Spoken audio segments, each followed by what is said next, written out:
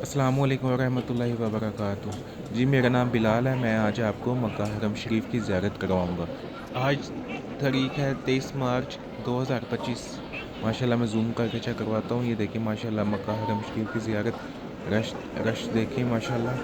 तवाफ़े काबा जारी है।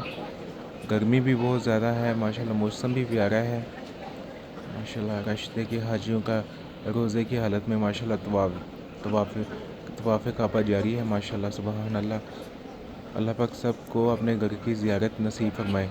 अल्लाह पाक सब की नेक ख्वाहिशात कबूल फरमाए। अल्लाह पाक सब बीमारों को शिफा अता फरमाए। आमीन या रब्बुल आलमीन।